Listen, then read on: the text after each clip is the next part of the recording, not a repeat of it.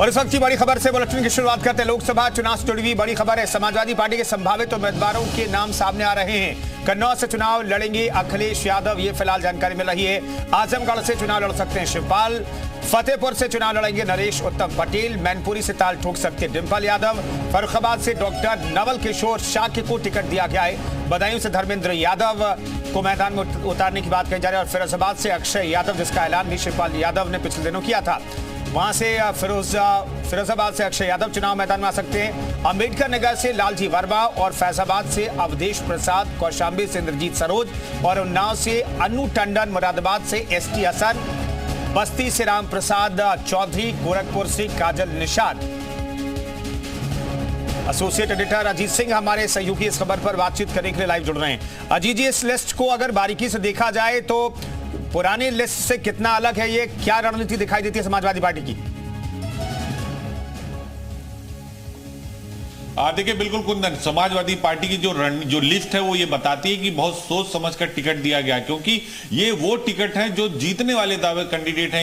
एक तरह से कहा जाए अखिलेश यादव की नजर में। अखिलेश यादव खुद कन्नौज से चुनाव मैदान में होंगे, जहां पहले वो सांसद रहे हैं। इसके अलावा अगर आप देखिए, अगर दूसरी बात करिए तो डिंपल यादव मैनपुरी से होंगे, बदायूं से धर्मेंद्र यादव होंगे, आजमगढ़ की जो सीट है वहां से शिवपाल सिंह यादव मैदान में होंगे। तो कई सारे, अंबेडकर नगर से लालजी वर्मा, बस्ती से रामप्रसाद चौधरी, घोसी से राजीव राय, इंद्रजीत सरोज, कौशाम्बी से तो जो टिकट उन्होंने लिफ्ट जो जारी किए वो नरेश उत्तम पटेल को भी दिया। फर्रुखाबाद से जो फैजाबाद से अवधेश प्रसाद हैं। तो आप ये मानकर चलिए कि जितनी भी टिकट जो जारी किया गया है अखिलेश यादव की तरफ से, जो संभावित सूची है वो अपने आप में क्षेत्र को, जाति समीकरण को, सब कुछ देखते हुए टिकट दिया गया। लालजी वर्मा ओबीसी कोटे से आते हैं, कुर्मी बिरादरी में पकड़ है। अंबेडकर नगर से बगल में सरयू उस पार बस्ती है, जहां से रामप्रसाद चौधरी कैबिनेट मंत्री रहे बसपा सरकार में, कद्दावर नेता है।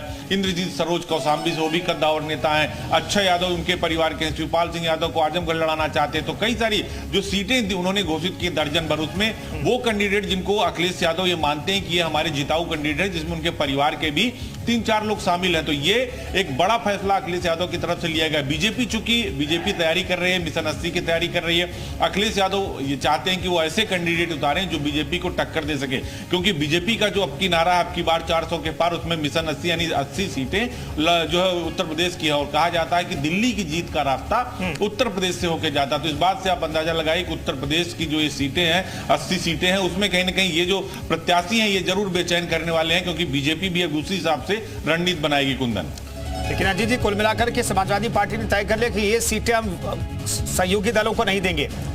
इंडिया गठबंधन में सीट शेयरिंग का फॉर्मूला तय नहीं हुआ है, लेकिन ये इन सीटों पर उम्मीदवारों के नामों के सामने आने का मतलब ये है कि ये सीटें समाजवादी पार्टी अपने पास ही रखेगी।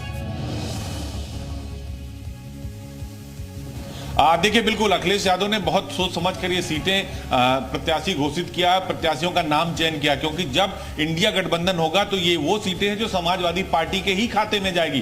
क्योंकि अंबेडकर नगर से देखिए 5 के 5 विधायक जो हैं, वो चाहे रामचंद्र राजभर हो, चाहे लालजी वर्मा हो, त्रिभुवन दत्त हो, राकेश पांडे हो, सभी विधायक वो समाजवादी पार्टी के हैं। तो वो सीटें इंडिया गठबंधन में भी समाजवादी को जाएगी। मैनपुरी समाजवादी को जाएगी।